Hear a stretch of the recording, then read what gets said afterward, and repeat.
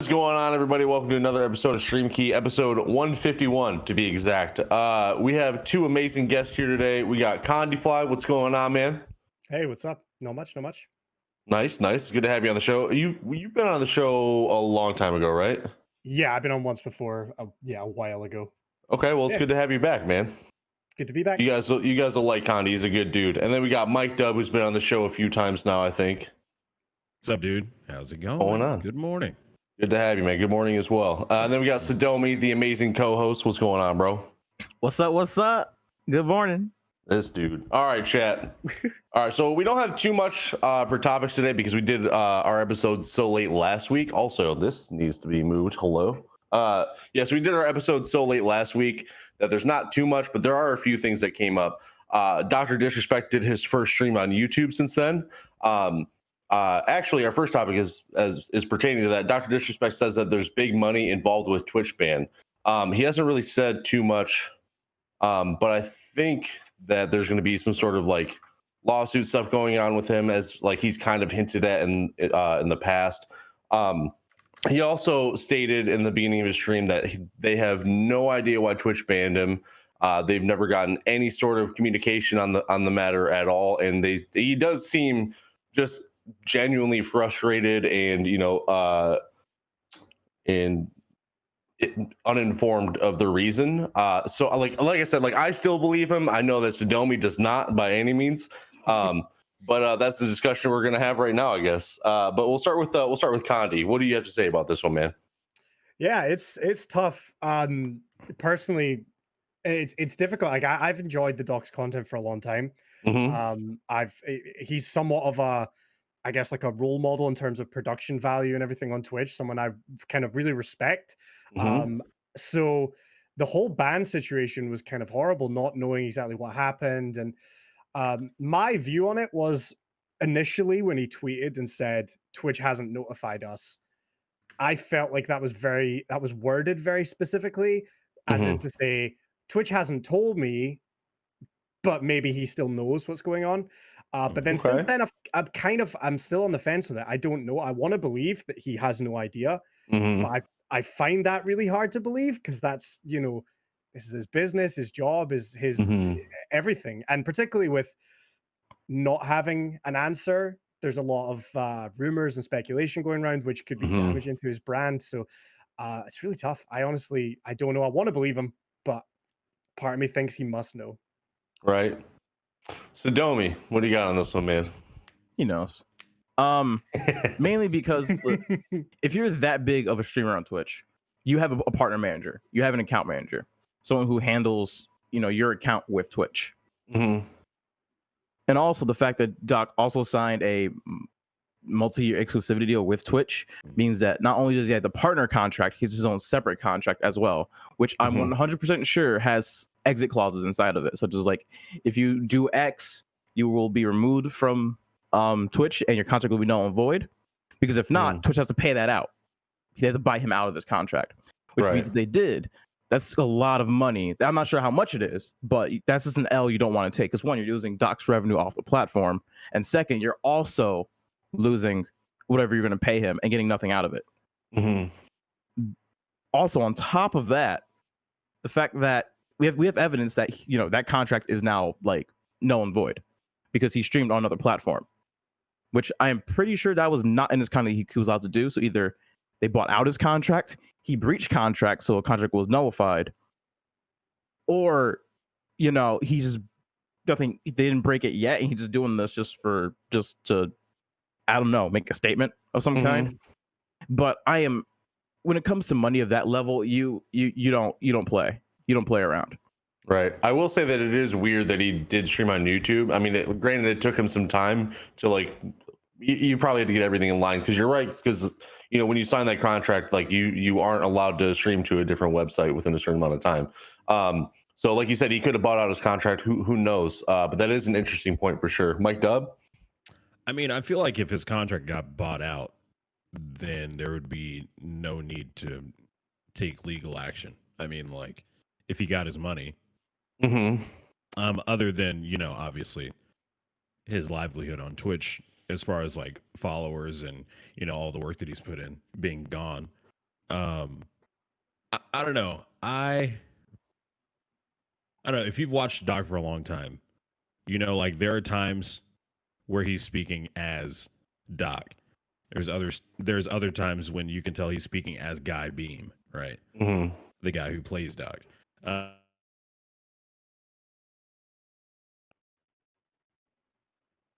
Obviously, I don't want to believe that anything like bad happened. I mean, I don't think anything crazy happened. It was probably Right. just a contract dispute. But like, I don't know. I could plausibly see that.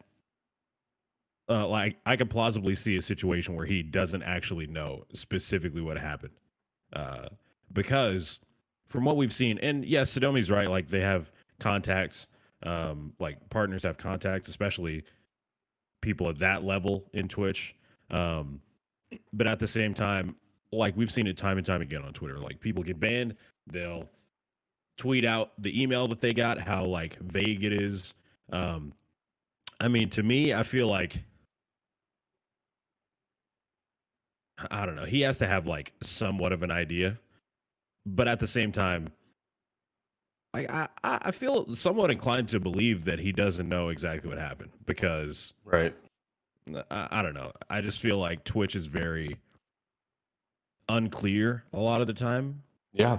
And because of that, it doesn't seem out of the realm of possibility. And it all, I mean, I feel like it's likely that he doesn't know exactly what happened, you know? Obviously, Yeah. I think he's been very careful with his words, to not get caught up legally.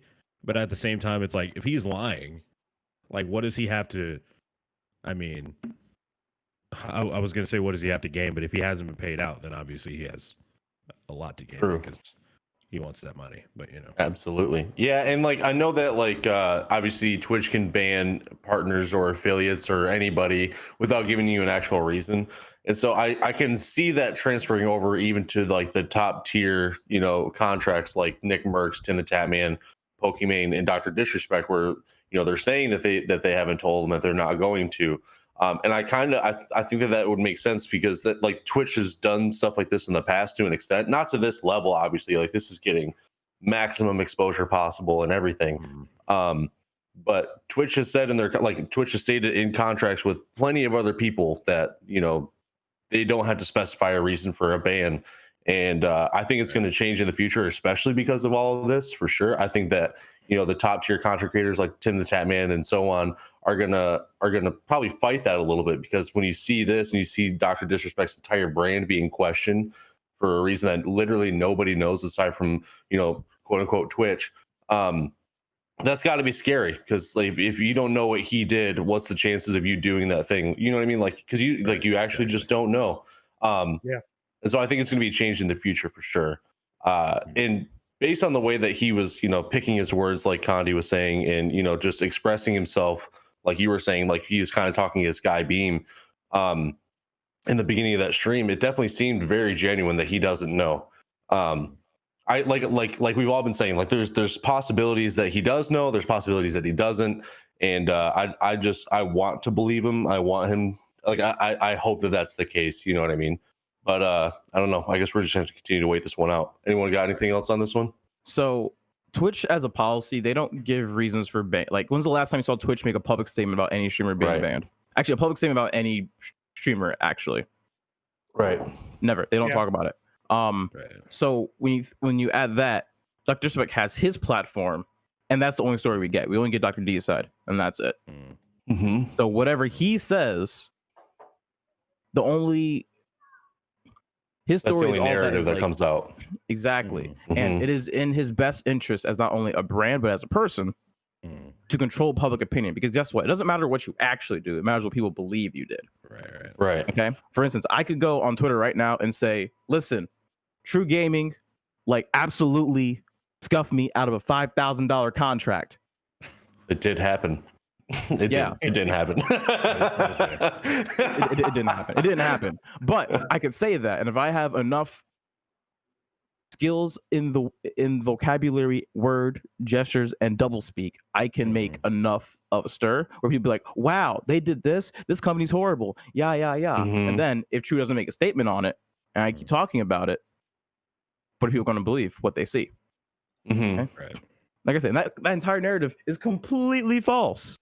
But if you don't speak up about it, if you don't make objective facts come true to the forefront, people are going to speculate. And speculation turns to truth. Like whenever you see people like, oh, this person died on Twitter and it's a hoax, they didn't actually die. Just speculation until you find out proof. Until the person tweets. It's all about who controls the narrative and why they want to do that. Always think back to this topic. What can someone gain from doing something? And right now, Dr. can gain a lot. Yeah, I also think like if he really didn't know, or no, so say he does know, because I mean presumably this is gonna get out eventually. If he keeps saying, I don't know why they ban me, I don't know why they ban me, and then it comes out that it's something really obvious, then it looks bad on him as well that he's been saying this whole time, I don't know. Unless he knows it's never going to come out, which is a possibility that at this point, like, we might have to accept. Like, I remember the day it happened, I was just refreshing Twitter, just waiting to see if I'd find out. It's been how long, and we don't know. We might just never know. And maybe he knows that, and he can say what he wants. So I really don't know. It's so difficult. That's interesting, because then he could just be using the whole thing totally knowing that nothing's going to come out, and he could be using it to his advantage just for the hype. Oh yeah, which would make sense. Like, and that's something that Doc would definitely do, and I wouldn't blame him for it. You know what I mean? Like, use whatever you got, man. You know, I do the same thing. Yeah, exactly. Exactly. Money-wise, that would be smart, to be fair. Right. What if Twitch ended up working out a deal where they get like a portion of his money from any different service or whatever? Like, this is not true at all. You know what I mean? But they'd be we're not going to say anything because we're trying to get some of that Doc money. You know what I mean? LMAO. Like, if anything, I think Doc might even have a case for like expected income too, for being real on Twitch's platform. Right. Wait, what was that? So, even though he was paid a contract, he also got sub revenue, ad revenue. Yeah.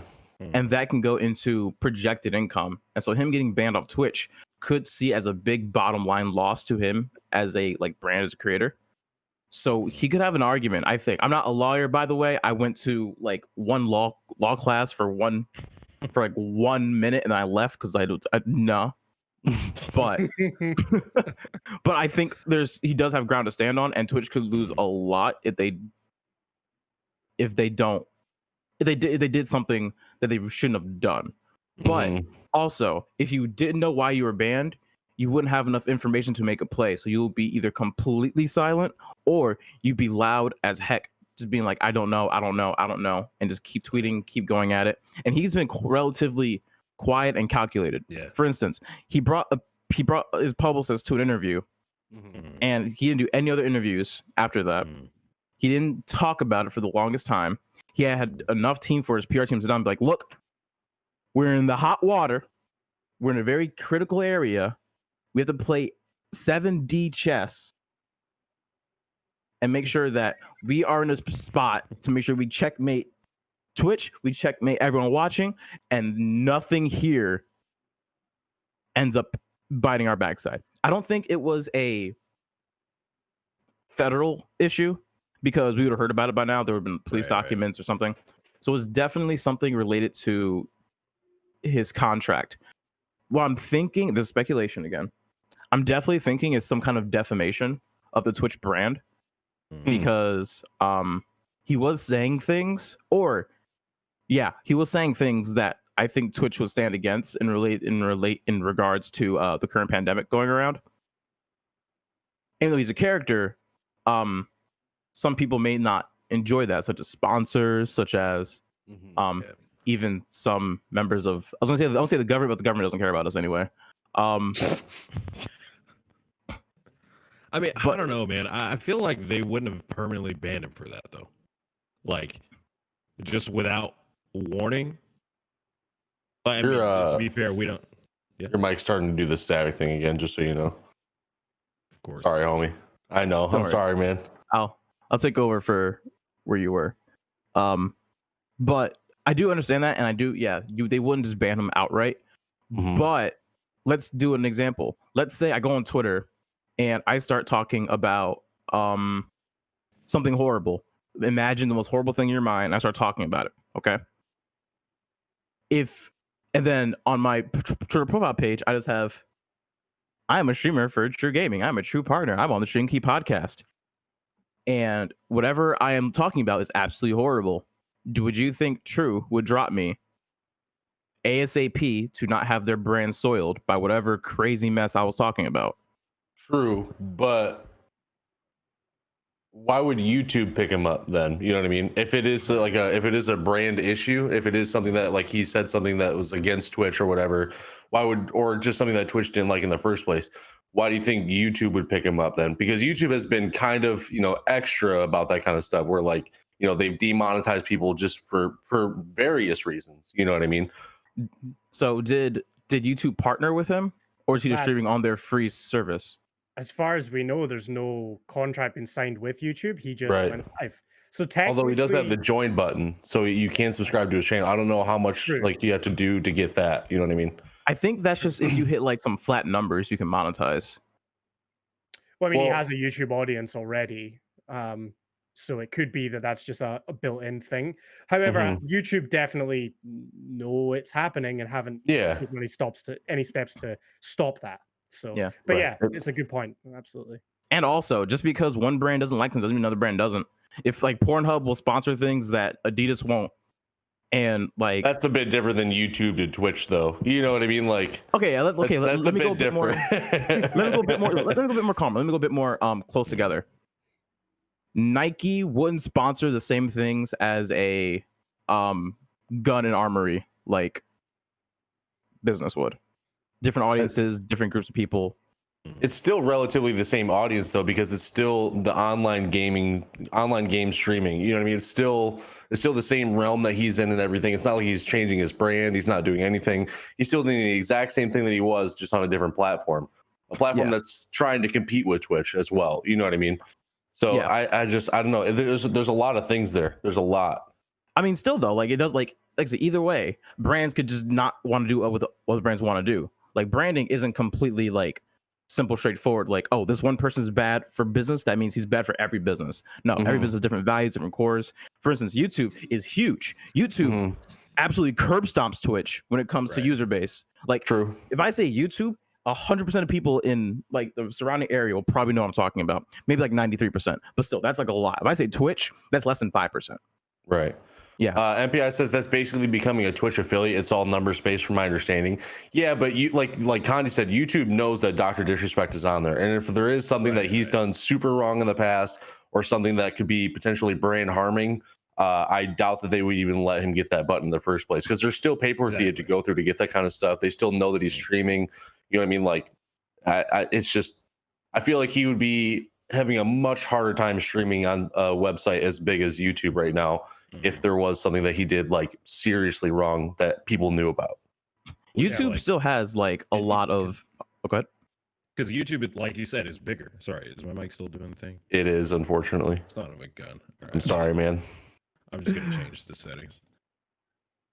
Yeah, but like I said, just because like YouTube it's huge, and I'm pretty sure that process. Like I think he already had the button anyway. Maybe did he, or did he not? Oh well, he probably did. I don't know. I don't know if you can get the button if you don't do the live streaming though. Yeah. The only other thing I can think, like, we know Doc has had controversies in the past, and when he has, at least based on my understanding, his strategy has basically been to just go quiet, do nothing, and then have this big comeback, right? There's precedent for that. He's done that a couple times. And each time has had, record high viewership and stuff. And this was obviously YouTube stream was crazy numbers, right? So even again, maybe if he did know, or maybe if he didn't know, I guess it wouldn't really be Doc's style to be blowing up on Twitter every day, at Twitch, why am I banned, etc. Right? He's learned from the past that if he stays quiet and he just maybe releases like he did a couple little tweets with some music and stuff, it builds hype, and it leads to this, hopefully this big comeback for him, which again, the numbers on YouTube are insane. So it could be that even if he doesn't know, giving him the benefit of the doubt, he doesn't know what's going on. He knows that, well, anytime I've been banned previously or I've had to step away, just stay quiet and just build hype for the comeback, you know? So it Yeah. could just be that as well. It would be a smart play. Hmm. MicDub, how's your microphone doing? I don't know. You tell me. Sounds pretty good right now. Okay. I'm scared, but I'll continue on. We're all scared, homie. I hate We're here audio with you. issues. I don't know. I just kind of want to know what's going on. I mean, to be honest, Mhm. I just want to know. I think for the good of the industry and the good of like Twitch streamers, it would be nice to know what's going on, because it just feels like, you know, if we were to take the doc at his word, right, it would just seem that, you know, and we've seen it from other people, like affiliates, like I don't know if you remember Butt Juice Soup, you know, when he used to stream. Mhm. He got banned for like, what was it, like 3 days or like a week, and he was like, why? And I don't know, I just feel like we need more clarification. Like if something happens, and I mean, I'm pretty sure I know why he did. I mean, he did like a little, you know, chest dance and whatnot, but like, you know, at the same time, it's like Immature said that Twitch was going to be much more clear about things. When you say that, TwitchCon last year, Yeah. Yeah. Yep. have they been clear about things? No. Like, I mean, at least, I don't know, man. And I hate the Alinity hate train. Yep. Like, it pisses me off because, you know, yeah, people can do shitty things, but that doesn't mean they can't learn from it. But, like, you know, they didn't do anything. Like, they didn't say anything with her situation or other people. Like, they just like let things linger on. They're not Mhm. very, I mean, like, we're on Twitch and I'm saying this, but like, you know, it is what it is. It's common knowledge, especially if you're on Twitch as much as we are. Like, they're just not very clear about things. And it's like they make statements because they think it's going to appease us, and it doesn't really matter. I feel like they need to be transparent. I mean, obviously you can't do it about everything, but if there's like big name streamers like who are in the 1%, like getting in trouble or like have situations around them and they're having things done or not being done, like I feel like the community needs to know about it. Otherwise, to us, it just looks terrible on their part. It's Right. like, oh, it could just happen to me. Like, Mm-hmm.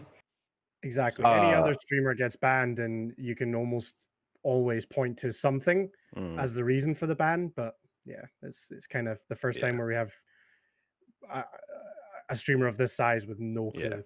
Mm-hmm. Exactly. Wise Jay made a good point, but YouTube had the Paul brothers, who has done way worse than Doc. That's a super valid point because they really haven't done anything, as far as I know, Right. to either one of them, and they have by far done a lot worse than like anything that's at least public that Doc has done. Right.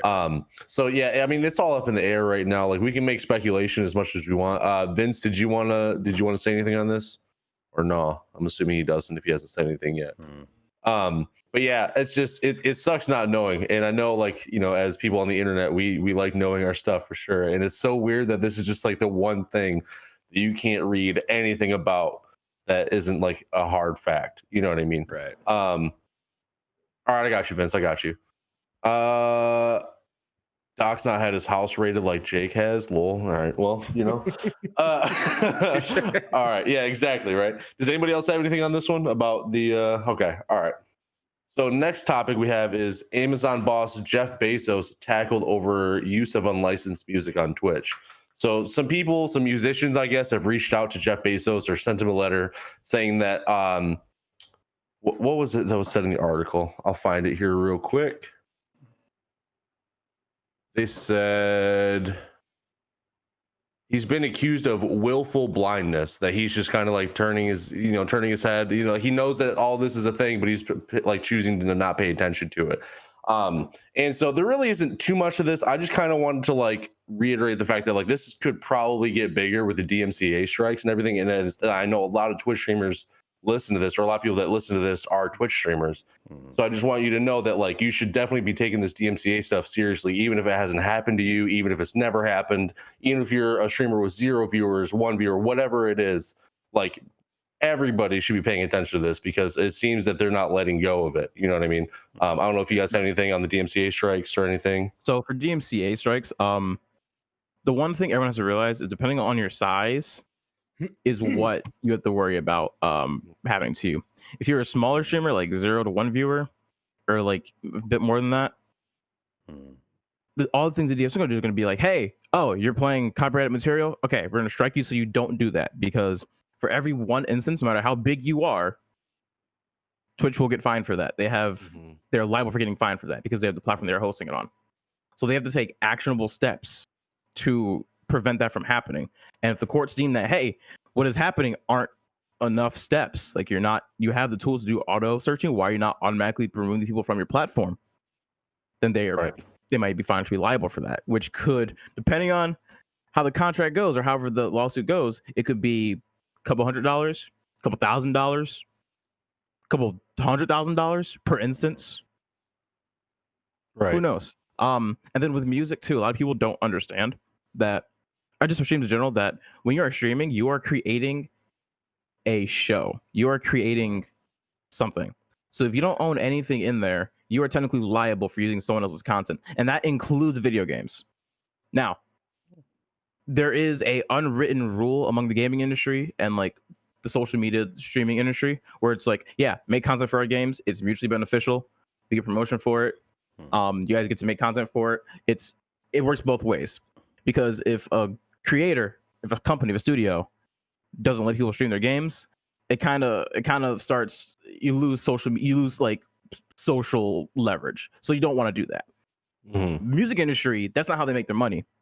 They make their money by selling the rights to people to play their things. Everything you hear on the radio, they didn't just Google something on YouTube. No, they have to pay each individual artist, each individual company, each label for the rights to play that song X amount of times, or for under a set amount of time they could play it whenever. So think of your stream as a radio station. That's how the music industry will view your stream, as, oh, your radio station playing our music without our consent. All right, slap some fines on. Oh, it's being hosted by Twitch. They have actual money because you don't have nothing. You're a streamer. You got jack. Twitch, pay us. You owe us. You played Old Town Road 25,000 times. Yeah, that's $5 per play. That's yeah. Thank you for the quick milli. And that adds up. 25,000. Oh, wait. Sorry. I mean, wait. You said okay. Never mind. I don't know. I was listen. I'm good at 3 things. Okay, being on StreamKey and math. So. Oh, I hate you so much for that one. I really do. That's cheap. That was a low blow, man. Why would you do that? Why would you get me this early in the morning like that, bro? Anybody else got anything on this topic about DMCAs, Jeff Bezos? I mean, I just want to make a quick point. Sadomi is right. Like, the music industry makes their money in different ways than the games industry. I feel like for me, it was just annoying to see the DMCA thing. Obviously, yeah, we don't own the music, you know. At the same time, it's like they could easily, like, these labels that are coming after Twitch streamers and Twitch in general could stand to make. My AC just kicked on, mother of God. We can't hear it. You're good. Okay, sweet. They could stand to make a lot of money if they were just like, if they did like the Monster Cat Gold type thing. You know, if they were like, okay, here's our selection of artists, pay us a certain fee per month or year, and you can use all of that. Like, I feel like they could make so much money by doing that, especially if they're, I mean, to be fair, like, they haven't gone after everyone, you know. Right. Whether or not they will, that remains to be seen. But, like, I feel like that's a quick fix, like, just to monetize what they, or trying to get what they want, because otherwise, just striking these channels I mean, yeah, Twitch has to pay a fine, but that's not paying them as much as they could get for. I mean, you know how many streamers are on Twitch? There's like hundreds of thousands of people on Twitch. I think maybe millions, or of people who have clicked go live. Like I'm almost certain it's a couple million. I Like think it's like at any given time, there's somewhere between like 45 and 50,000 people that are live. yeah, exactly. And I mean, just like over the span of time, like the amount of people who have streamed. But yeah, like there's so many people online that they could stand to make money from. Like, and they could charge more than Monster Cat Gold. I mean, Monster Cat Gold's like $5 a month. They could charge, they could charge us $300 a year if they wanted to. Like, Yeah. and some people would still buy it because they want to play that catalog. So I feel like, I don't know. I just feel like a lot of these labels, while they are within their rights to be doing what they're doing, I feel like they could be just be monetizing it rather than, looking like the bad guy. So yeah, I agree with that. I think that's actually a really good way to go going about it.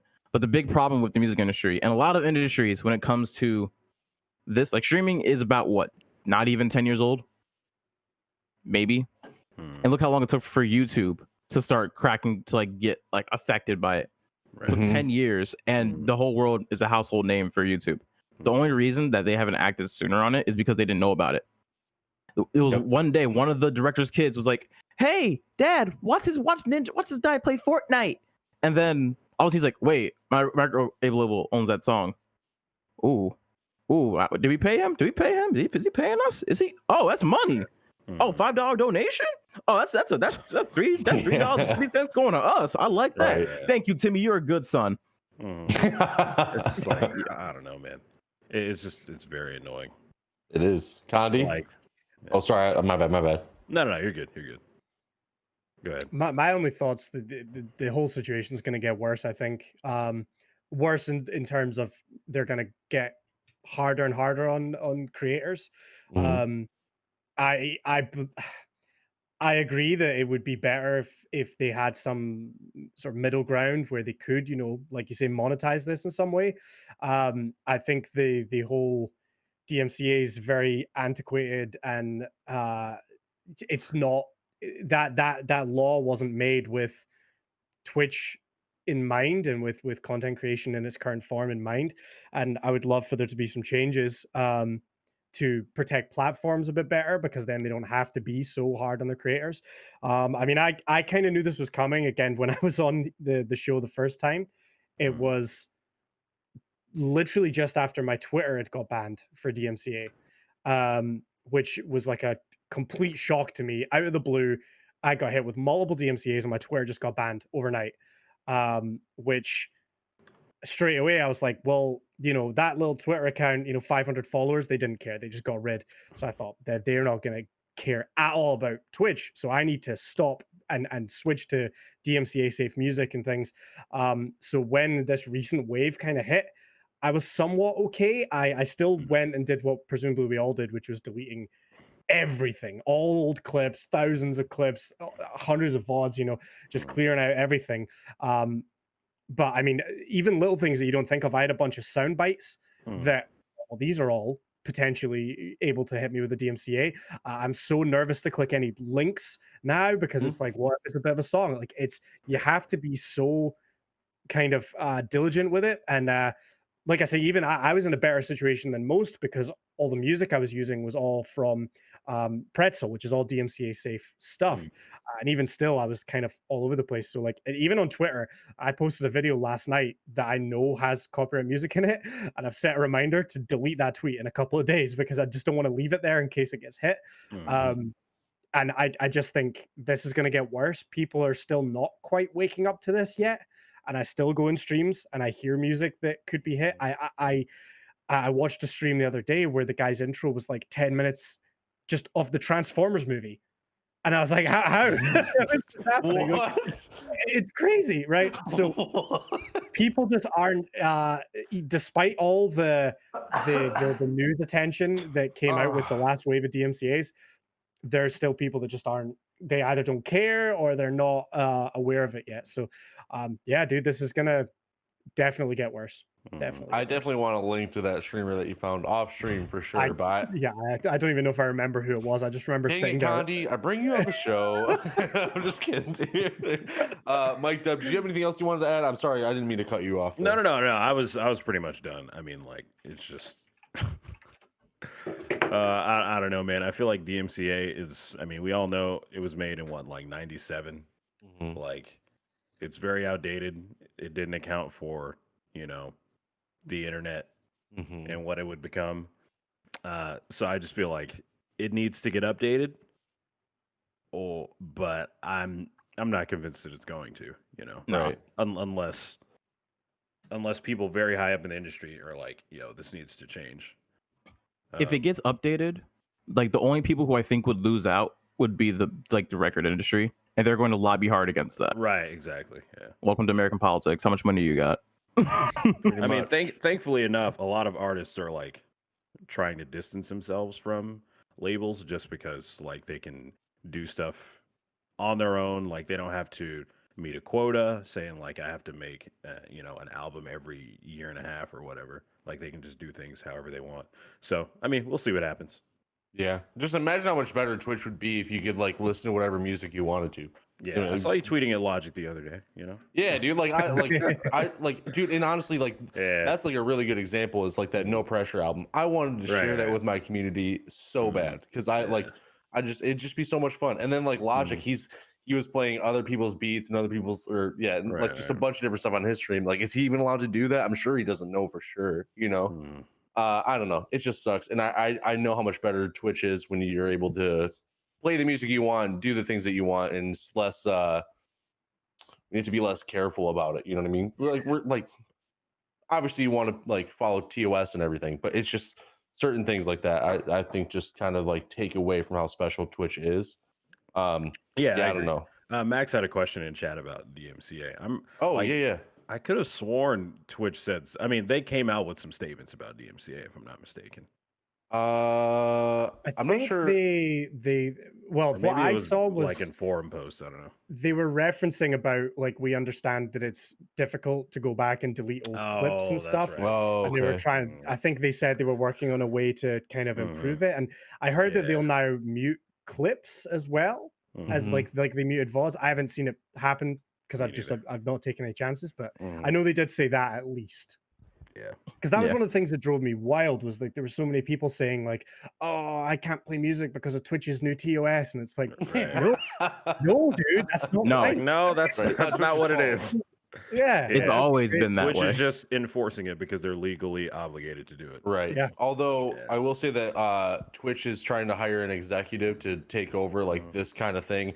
Hopefully for the better of streamers and not for the better of Twitch and not getting fined by companies. Hopefully that happens too, obviously, but hopefully it's something that, helps us out because streamers on Twitch, I hope that they care enough to try to work something out with record labels or whatever it is. Right. You know what I mean? But yeah, so I don't know if anybody else has anything about the DMCA strikes or okay. So next topic is, and this isn't really much of like a streamer one necessarily right now, just because we don't know what Shroud is doing. But Shroud's been dropping some GIFs on his Twitter, or some videos of just they seem to be weapons kind of disassembling, reassembling with some super vague things in there. The first one you could kind of see Omen from Valorant to the side of it, and this one has like a lot more Valorant characters in it and everything, but they seem to be really, really like cryptic almost. You know what I mean? So there's a lot of speculation that he's going to be a professional Valorant player since he's not streaming on Twitch or Mixer, obviously, anymore. Right. Does anybody have anything on this? Okay. Go ahead. Duke it out. Okay. Okay. This is completely speculation, but I am thinking Shroud is going to be doing some kind of hosting / production of a Fortnite like tournament or production, and he may or may not go into casting. Fortnite? No, Valorant. Sorry, I was like, Fortnite. I'm like, I was like, Fortnite? Oh man, my brain just that like would be a surprise. sorry. I got my Especially in the I got state my of Fortnite right mixed now. up. Yeah, I'm a gamer, guys. DVD caster. Yeah. I'm a gamer. Jay, Fortnite rip. Oh my god. Yeah, go ahead. Were you continuing on, Sadomi? No. Sorry. Okay. Oh. Damn. Okay. No, okay, I thought you Vel. said Oh. I have to say something. I'm Are sorry. you considering Chad, we gotta Sadomi? go No. fight real quick. Give me 1 second. Yeah. I gotta go teach these dudes a lesson. Whoever needs to go, please go ahead. If you're still going, then keep going. But I'd like. Oh no. That's all I got for now. about Okay. That would be interesting, honestly. I mean, I could see Shroud, being like a color commentator. I think. I mean, I'm with Vel. I think he's probably going to go pro in Valorant. I mean, he's been talking about over the past few months, he wouldn't go pro in Valorant even though he could, because he just loves streaming too much now.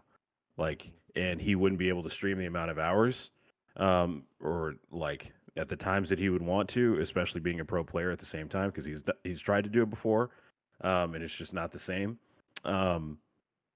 I think, I don't know, man. This seems like a good opportunity for him to go pro. I mean, Shroud's what, 26 or 25 or something like that. He's still insane. 26. I mean, when you have that level of talent, he's even, I've seen his streams where he's talked about, he doesn't view competitive games super competitively because it's not for anything.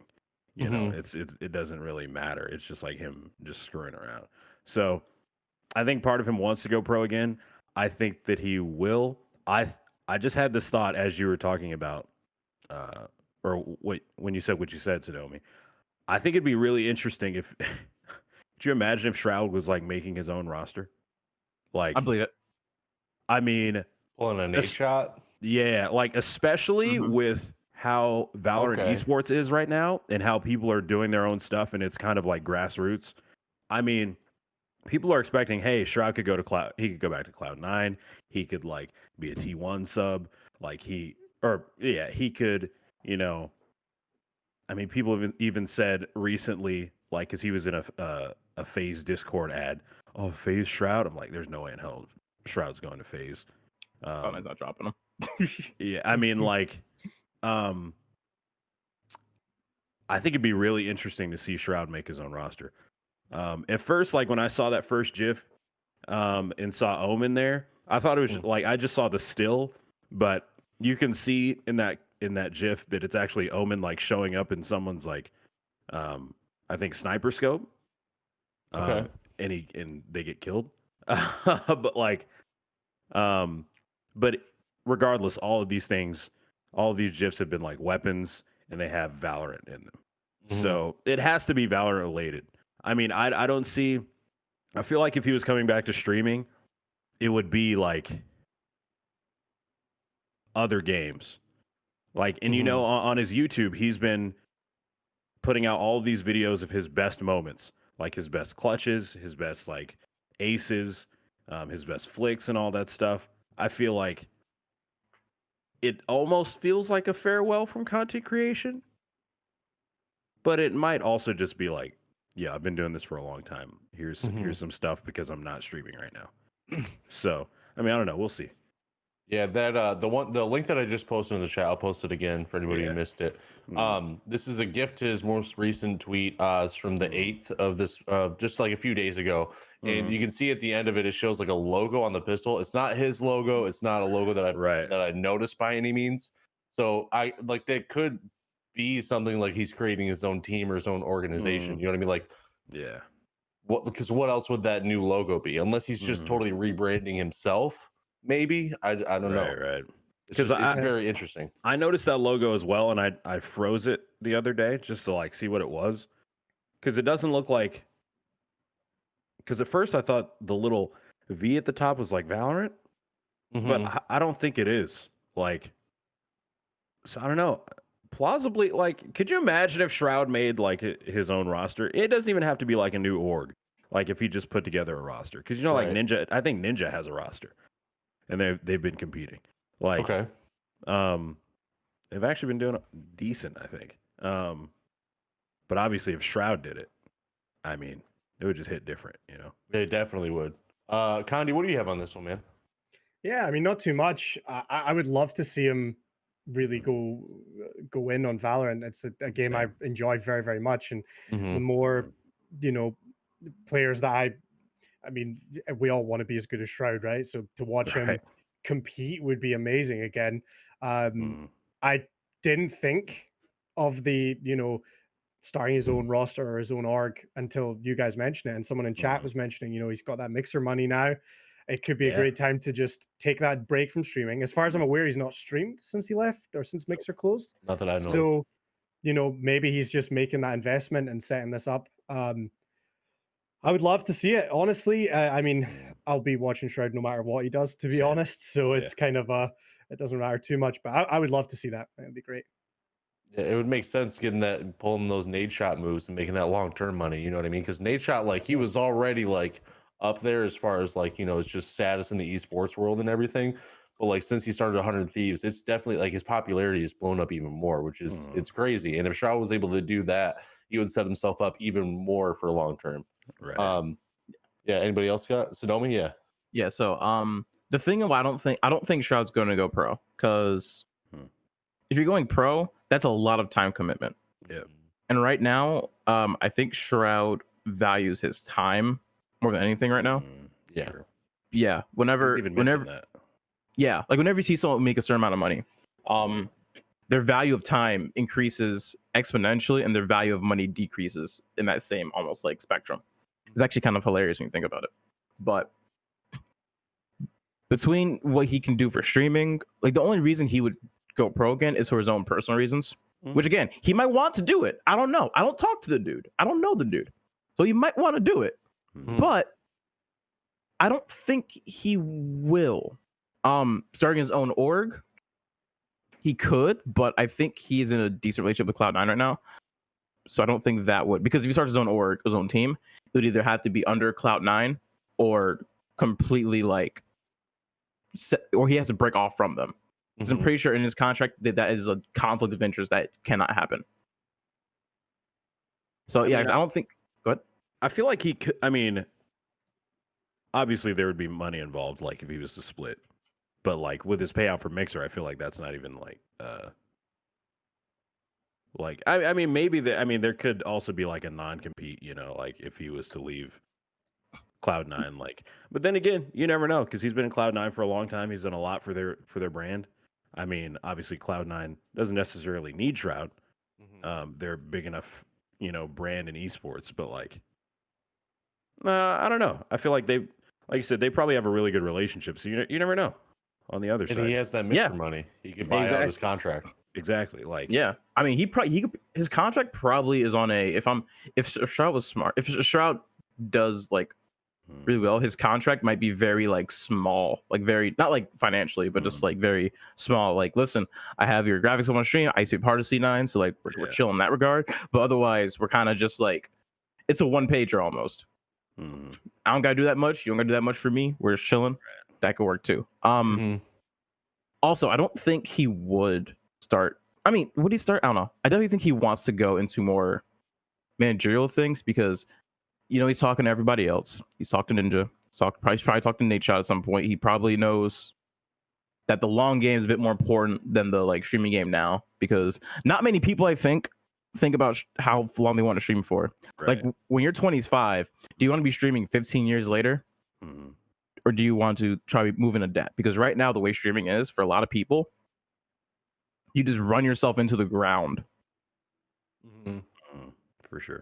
Yeah, I don't think long term a lot of people want to stream that long. But thinking about options outside of that, especially for, we'll say, passive income and creating something greater than just yourself, is probably way more enticing than just current fame now. Or like I said, he's probably like, screw it. We'll try pro for a little bit just to have fun. He could even do that. I don't know the dude, but if I had to guess, probably something Just Something around dabble in pro Valorant, you know. Right, Like, I'll try it, right. whatever. I mean, especially because there's not like a league right now. There's not like a Valorant league. Like it's not like Overwatch League or a COD League. Right. Like it's very grassroots. Like you can set up a team and enter a tournament. But I mean, if you get waxed, you get waxed. Like they're really leaving it open to a lot of people. Obviously, you know, the bigger orgs are getting, you know, the invitations to the larger tournaments, like the FaZe tournament this weekend. But like, and apparently that was incredible. I missed a lot of it, but I don't know, man. Just based off of what he's been tweeting alone, like it's all Valorant, like, and they're like on weapons. So I feel like it has to be Valorant related. And I mean, he was playing a lot of Valorant anyway when he was on Mixer.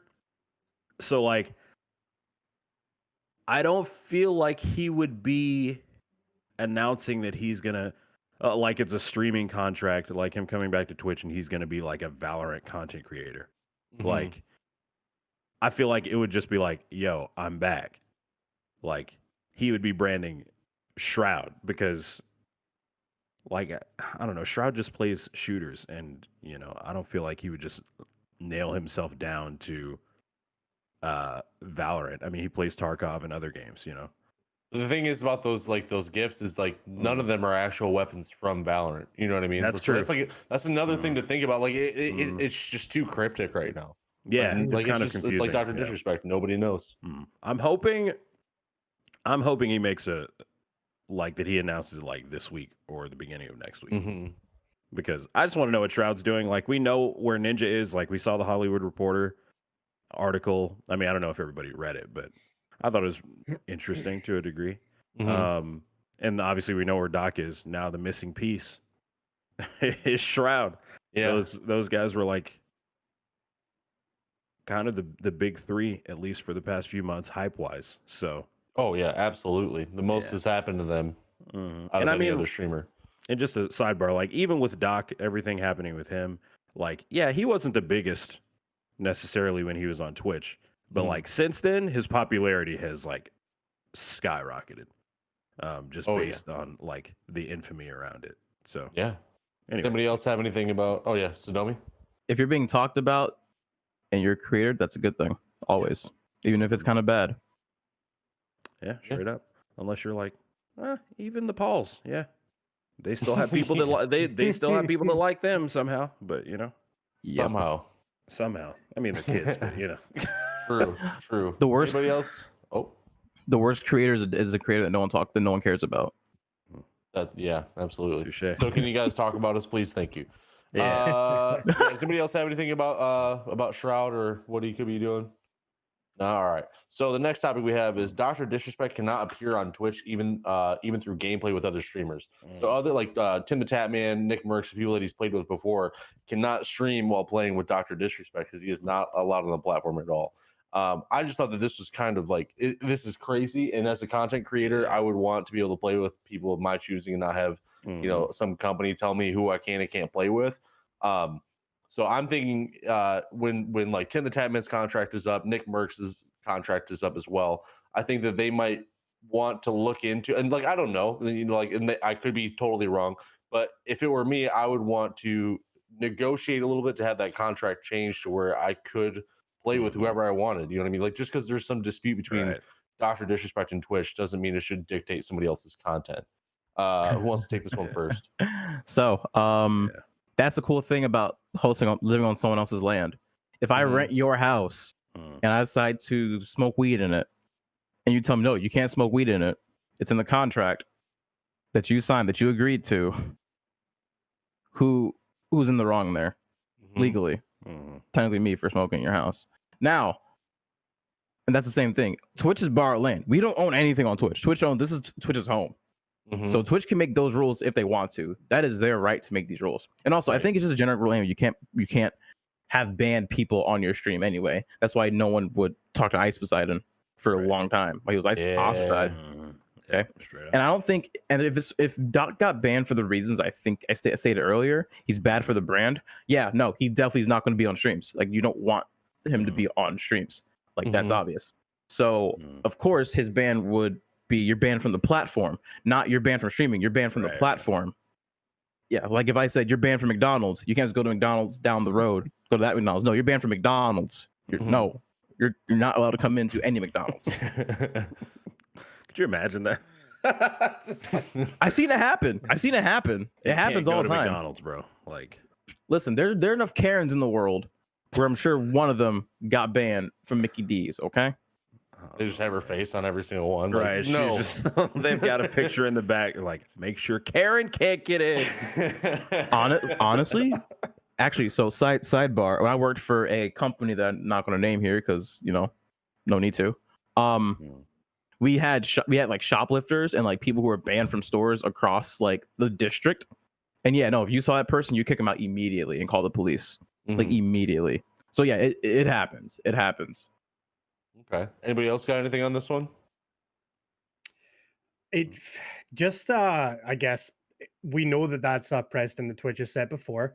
And as was mentioned, if you're a banned streamer, you shouldn't be appearing on Twitch through anyone else. But it does feel like that extra little spiteful, not spiteful, but it feels like that extra little way to hurt the doc, because a lot of his people that he plays with and makes content with are on Twitch. I mean, I know it's not going to have a huge impact on people like Tim the Tatman because they've got their network of creators that they can play with and make content with. Although I get the impression, like, I love watching Tim and the doc play together, so that sucks that we're not going to see that again. But it does put Doc in a difficult situation, and it feels like just that extra little way of ensuring that, hey, even if you've left our platform, like we're still going to affect your content moving forward as well. Which it just sucks to see. I understand why they're doing it, and I'm not going to turn around and say that they should change that rule for him, but yeah, it definitely, that would be the thing that would sting the most if I was the doc. Because I can go on YouTube and I can stream, but I can't play with my buddies anymore. Like, that sucks. Yeah, I don't think that they're actually going to change it. I just thinking like I would fight for it if I was someone who was used to playing with Dr. Disrespect. Right. Yeah, you got anybody else got anything on this one? It's just, and I've been thinking about that as well. I'm like, Doc, I mean, yeah, he plays solo a lot, but he also, benefits from playing with other people. It was always a meme like Doc's getting, like he's playing with, COD pros and getting carried. But like, it's going to be interesting to see if Doc can carry his brand playing solo. Like, I mean, he can play with Courage because Courage is on YouTube, but like, that's like, it, like Courage is like the biggest one, from the Twitch side that he used to play with. I mean, that's about it. So I'm like, I feel like in that regard, it's gonna be tough. But at the same time, it is still Doc, and he, for the most part, carries his content, even if he's playing badly. He is. I mean, he's still the Doc. He can make a show out of it. So, I think it sucks. I mean, there have been instances where Fortnite streamers played with other Fortnite streamers who were banned, and they got banned because they were playing with them. So, like, I don't think like Twitch streamers aren't going to touch Doc with a 10-foot pole, like, straight up. Yeah, and like, I don't know how people are surprised about this though, honestly. Yeah. Like, it's in the TOS, which I think people don't. Okay, honestly, everyone listen right now, everyone in the chat. How many of you guys have read the TOS top to bottom? None of you. Don't give me that. Not me even. And I'm full time and I haven't even done that. So, sorry. Yeah, like, it's in the TOS. You cannot.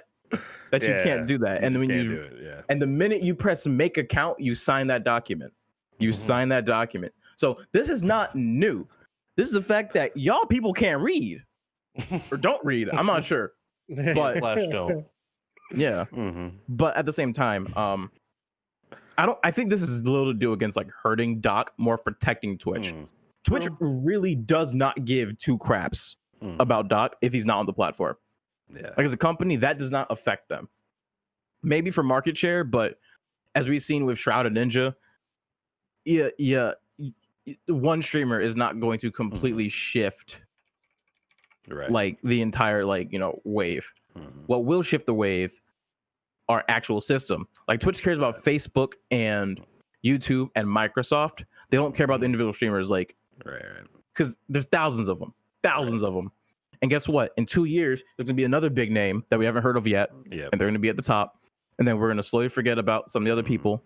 Exactly. Some people's gonna go down. It's a cycle. We are the expendable part. Okay, we aren't the major part. We're the expendable part. Yeah. There's always gonna be entertainment. There's always gonna be entertainment. Where it's hosted, the platforms, and the people who run it are the people who are gonna be here for the long stays. Like at some point, one of the people on this podcast in 3 years is probably not gonna be streaming anymore. Probably. It's statistic. In fact, maybe even more statistically. Like a lot of people in the chat may not be even interested in Twitch in 3 to 5 years. We're the revolving door. We're the expendable part. And yes, even like top streams, Ninja, Shroud, all of them, they're going to at one point fade off or go different directions. That's how it is. But if Twitch stays or not does not depend on individual creators, but on things going forward. So if they ban Doc because of brand image, such as, guess what? He's bad for brand because he was promoting stuff about the pandemic or other things that we may not know about. That's bad for brand. He's got to go. Simple as that. True. Anybody else got anything on this one? Nope. It's just sad for Doc. It is sad. It sucks. There's a lot of content that we're not going to get now. A lot of the Call of Duty, like a lot of the funny moments. Yeah.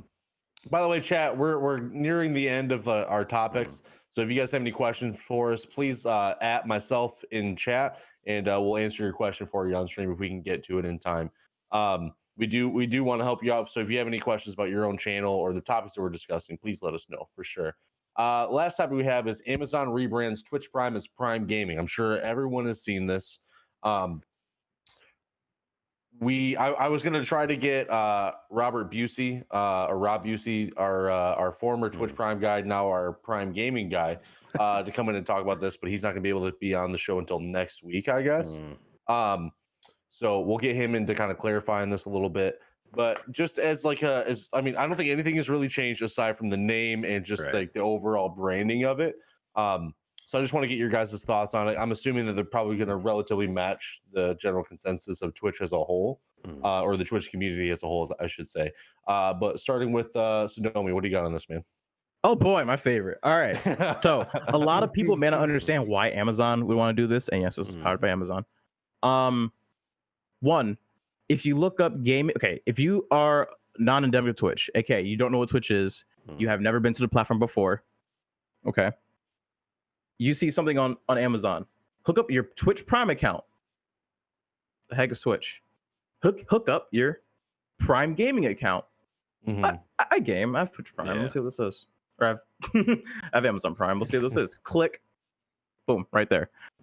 I think that what happened is they understood they had enough people already on Twitch Prime with that branding. And they're like, okay, so now it's a good time to switch over to Prime Gaming because we can now get a whole new audience in together. Because if you're browsing Amazon pages, like I said, you may not know what Twitch is, but you know what gaming is. There's a lot of people who do play games who don't know what Twitch are, that doesn't know what Twitch is. So whenever you see a company make a change, always ask this question: how can they make money, or how are they losing money? When you can answer that question, the answer becomes really simple. They want to get more people in who do not know Twitch, because the number one thing with platforms, you want to get as many people in as possible and hope they stick. That's why you see Twitch trying a lot of things to rebrand, to bring in new people, not necessarily cater to people who are already on the platform.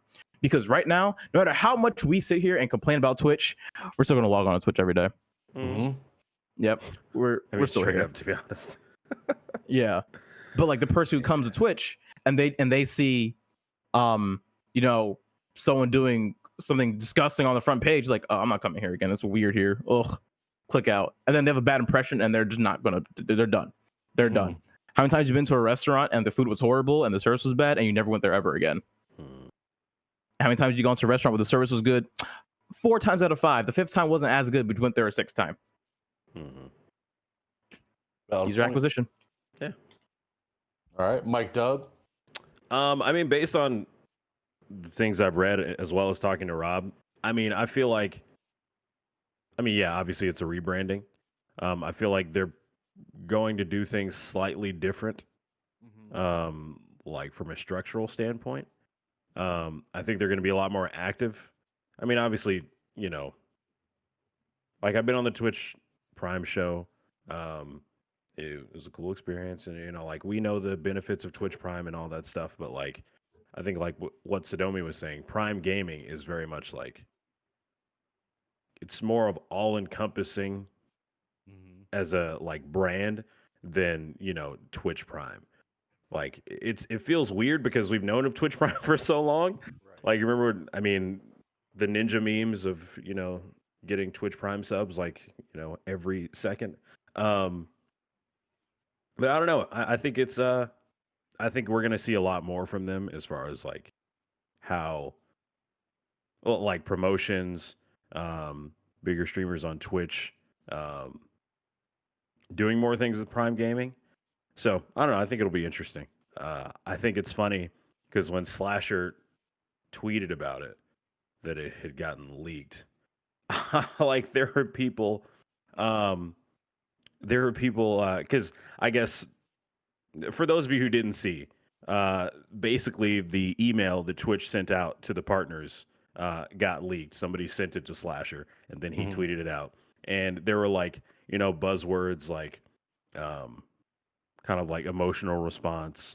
And, you know, and people were like, doesn't this feel weird that this company is like talking, like trying to get an emotional response? I'm like, no, that's just like typical marketing jargon. Like people, like companies want you to feel a certain way about their products. So I don't know. It just, I found like, I felt like that was funny to me because it's clear that there's a lot of people in this space that don't understand marketing and like how businesses talk about us behind the scenes. Like, I mean, I went to college for video production and film, and I was an art major before that. Like, I had marketing classes, all that stuff. So it's nothing new, nothing new to me. But you know, this is all just a brand shift. But it's at the end of the day, it's essentially the same. But I think they're just going to be a little more active. Right. I mean, as Twitch streamers, we think of Twitch Prime as being very niche and like community based. You know what I mean? Whereas Prime Gaming sounds so corporate, which honestly, like obviously, anything that like makes Twitch feel more corporate, no streamer, no viewer is gonna like that because this is kind of like we all view this as our thing, and so you just got to feel less possessive over it, which is tough for sure. But it does make sense. Condieflyy, what do you got on this, man? Yeah, dude. I mean, first of all, I think it sucks that it got leaked. Same. You know, I saw Rob had a thread on Twitter talking about it. Obviously, no company likes when their you know upcoming changes or whatever rebrands get leaked. So that's it sucks for them, and I feel bad. My take on it is that it doesn't seem like much is going to change on our end, really, apart from like wording, like we said. I liked the way they worded some of it, you know, where there's emotional benefits. You know, I need some of those emotional benefits. So that's interesting way of wording it. But yeah, just like both these guys were saying, you know, it's more accessible to the wider public. I can't tell you how many times I've been sitting in a completely, you know, non-Twitch setting and I hear people talk about, oh, dude, Amazon Prime. And, you know, you hear that, and as a streamer, you're almost immediately like, you know what you can do with your Amazon Prime account. You know, but people have no idea, right? So I think having that extra, you know, we've seen so many, you know, there's like Coke Gaming and all this, like having that, just literally the word gaming seems to just be a thing now. So it's, yeah, we're finally seeing Twitch. Yeah, right. Like we're seeing Twitch trying to grow their user base, right? Which is, I mean, how many times do we talk about, you know, Twitch need to be doing things to bring new people onto the platform, you know, to help with the lack of discoverability. They need to be actively going out and seeking viewers to come to the platform and be on Twitch. So, you know, like you say, from a business perspective, there's how many millions and millions and millions of Amazon Prime customers out there that just, if you don't know what Twitch is, Prime Gaming might be a more attractive click for that person that gets them into it all. And I get the feeling that they're leaning a bit more onto the sort of the free game kind of benefits of Twitch Prime. I'm personally, I almost never look at that, like the free games from Twitch Prime. I don't know how many people do, but I almost never. I don't think I've ever downloaded a free game from Twitch Prime. Sometimes it'll be like a skin in game. Yeah, I'll take that. Or other benefits are good, but it seems like they are kind of pushing that angle a bit more with the Prime Gaming, which again could be a fantastic way. Oh, hey, I have Amazon Prime. Well, if I go to this Prime Gaming, I might get free games each month. Whatever. It's making it more appealing to that audience that don't necessarily know what Twitch is yet. So fantastic. And like Sadomi was saying, from a marketing point of view, it's probably a really good move. And we'll just have to adjust to not shilling out for Twitch Prime anymore and have to change the way we word things, I suppose. But I think it's good. I really do. Oh, there you go. So sorry. So when I was thinking about it more, I was really thinking really hard about how Prime Gaming will act in the future, like the long-term game, and then change the name. Because not change the name for like a week and then change it back to Twitch Prime. It's probably be Prime Gaming going forward. And why would they change it just to Prime Gaming? Yes, because you want more people to look at that and kind of have an idea of what it is already. But I'm thinking they might even try to enter the hat with a games platform, a games marketplace, similar to Epic Games Store or Steam. Because Amazon already, they're already dealing games with the more like, releases, physical copies, and just a huge online marketplace already. I'm not sure if they're trying to corner that market, or they try to bundle it in with their main Amazon store place and then use Twitch as a place to kind of market that and keep it together.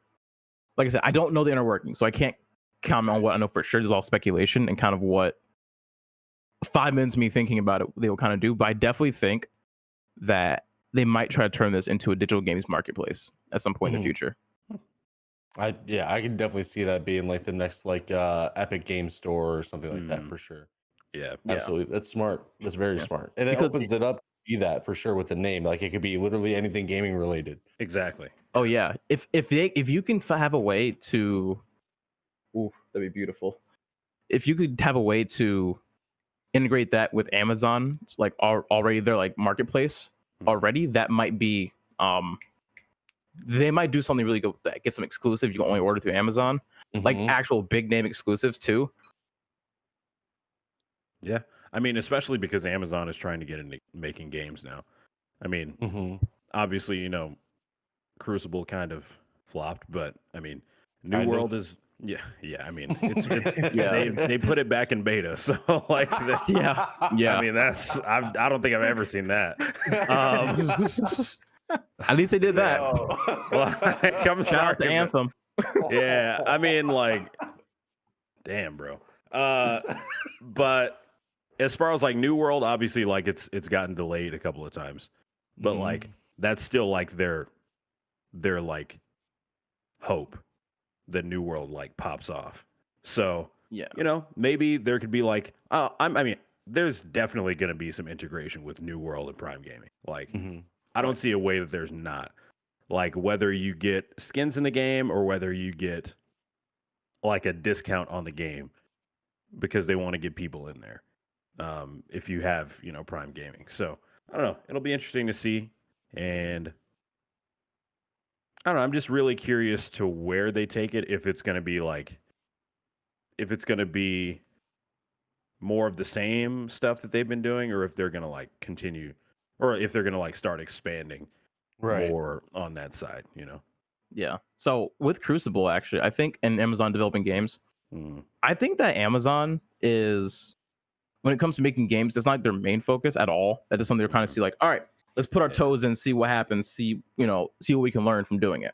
Because Amazon's very much a do it first and work it out as it goes kind of thing. Right. I've noticed, yeah.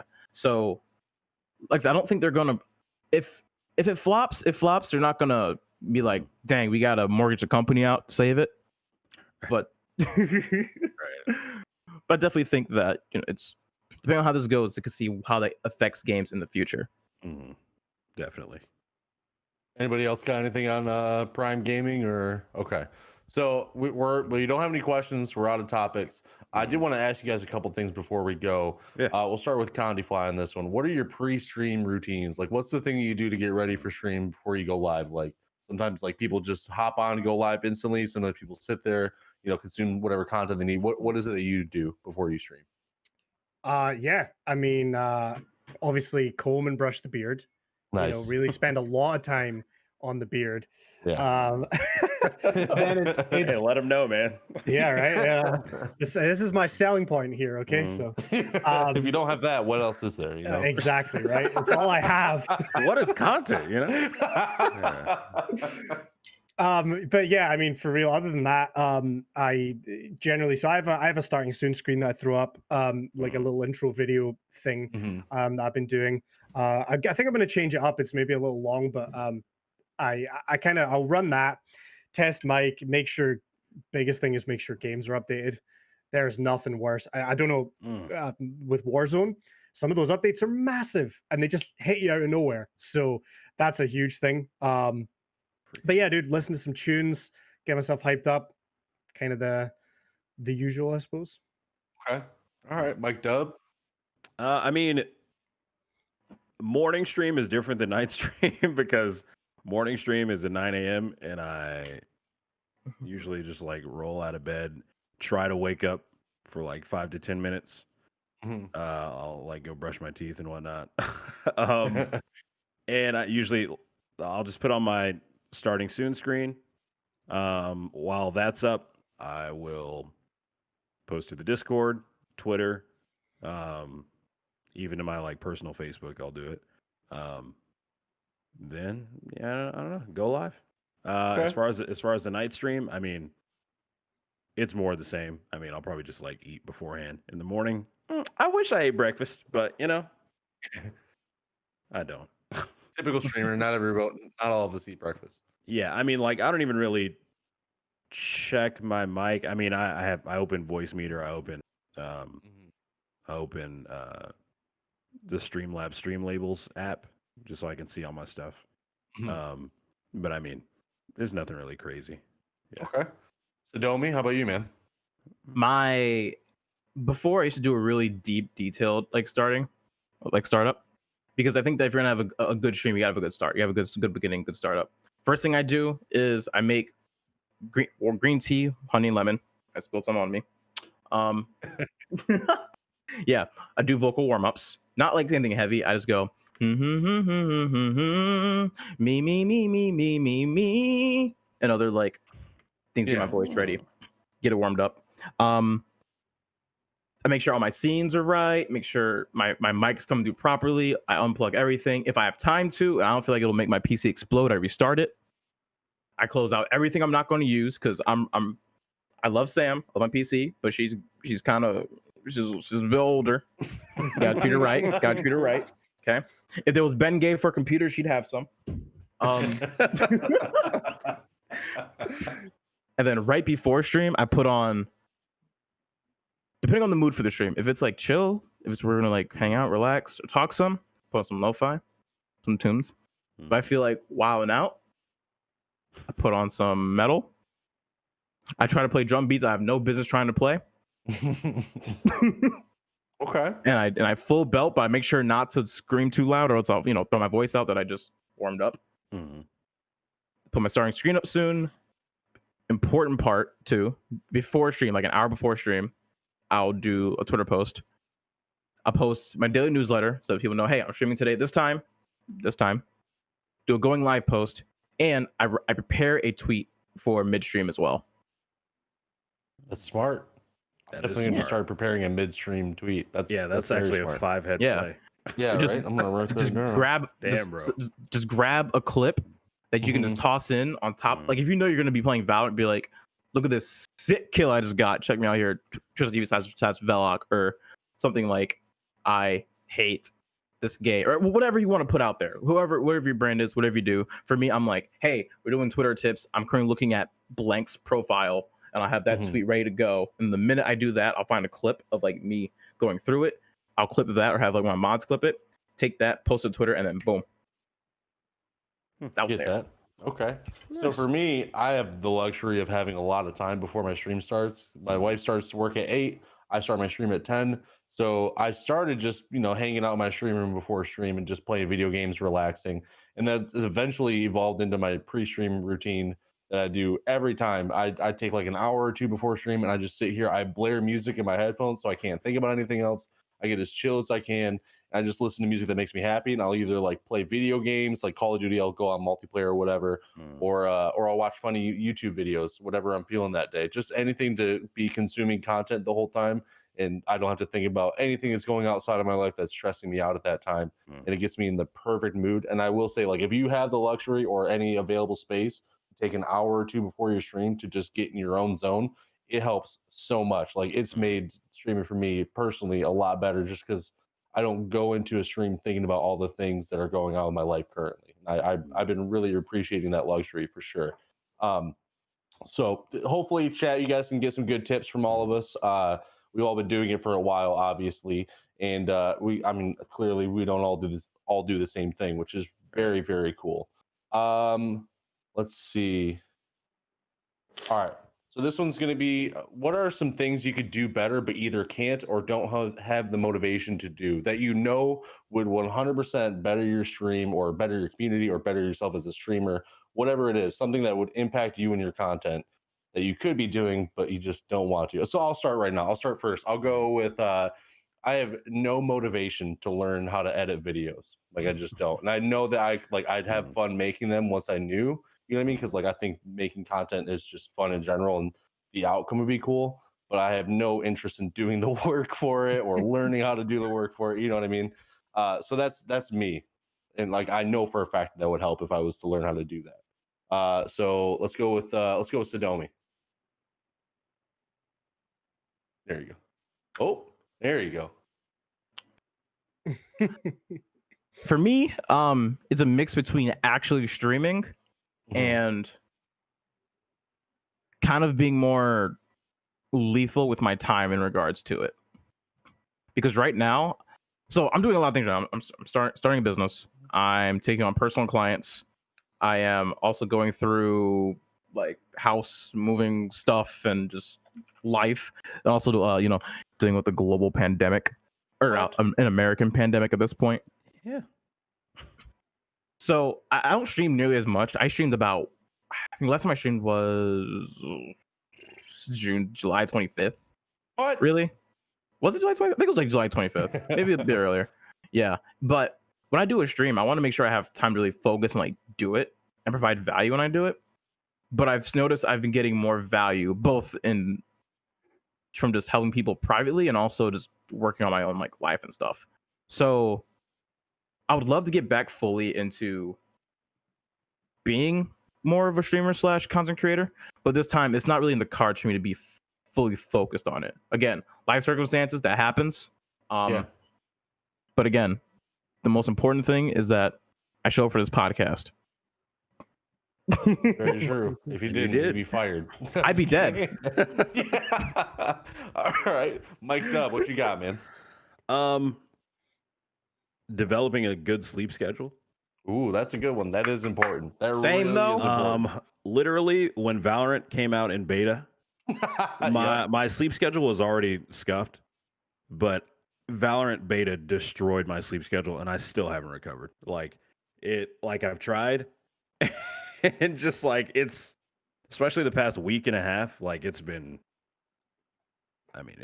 really bad. I think if I got 7 hours of sleep a night, even though I'm not a morning person, which is kind of why I decided that I was going to do a morning stream, to make myself get up. I don't know, if I had a good sleep schedule, I feel like I would just have more energy. My content would be better. Also doing YouTube again. I think, again, like you said, you had no motivation to learn editing and stuff. I freaking know it, and I just haven't been doing. I've been editing videos for 15 years. Right. I feel like if like YouTube is so good to like bring people to your channel, like because Again. people can search for things. You know, it's so much easier to discover people on YouTube than it is on Twitch. But sorry, Sadomi, go ahead. Sadomi, were you saying something? Oh, I was saying, yeah, say it again, because that is I don't think people understand. Like, say that again for people. Oh in the yeah, back. I mean, like, yeah, YouTube is. I don't know. I've seen so many videos on YouTube saying like, you know, make sure for one that Twitch isn't your only source of revenue. Secondly, make sure that you're doing things on other platforms and not just Twitch. Because if you're only trying to grow on Twitch, like, yeah, it can work, but chances are it's going to be more difficult, you know, whether that's like Twitter or Instagram, TikTok, knock on wood, YouTube. Like, I don't use TikTok, you know, like it's just not my thing, but you know, like, but YouTube I think is really good. Like if you have the money for an editor, I mean, why not? But it would be beneficial. It would, as my dad would say, it would behoove you to figure out how to edit. That like you don't have to have insane editing skills to like make YouTube videos. Obviously, you may have like a certain level that you want to get to make your videos presentable. But like, even if it's bare minimum, like making stream highlights, or whether it's like, you know, say you're doing a scav run in Tarkov, you have a really good scav run, like, and cutting that up and putting like the best parts into a video, just putting it on YouTube, like somebody's gonna watch it. They'll be like, oh, this Velokk guy's kind of cool. So, but yeah, I don't know. I think that would be. I need to start doing that again. Also, to piggyback off of that for the YouTube part, spend more time learning about how the system works, because you can have absolute dog poop videos as long as people look at them, and they're like, the more people look at them are much better. If you have 5 people look at a great video, that is still less chance for conversion than if 5,000 people see a crap video. Right. Okay. Yeah. All right, Condie, what do you got, man? Sure. I think the biggest thing for me is using channel points. Channel points is the bane of my existence. And I cannot, for the life of me, come up with good ideas. And every time I try to, I just get super demotivated, and then I just almost want to turn them off completely. Okay. It's one of those things that I see so many streamers doing really cool things with their channel points that clearly is something the community likes and wants. And I have a couple things like, you know, I'll dab for X amount of points or whatever, right? But I feel like I feel like there's something there that would just be so unique and could just really take your stream to that next level. But I'm in the position where I don't want a channel point incentive that's going to completely interrupt the flow of the stream. I don't want it to be, you know, for a while it was like, hey, play one match on controller. And it's like, yeah, that's fine. But like when I'm playing like a team-based game, I don't want to be dragging down my teammates because I'm trying to play on the sticks and I don't know what I'm doing. So it's like, I found most of the time that was turned off. I just straight up didn't have it switched on. And like, just I feel like there's something, but I can never quite get there. So as much as I acknowledge that channel points are a really cool idea, I just wish we could go back to when they didn't exist. Yeah, I definitely like not having them for sure.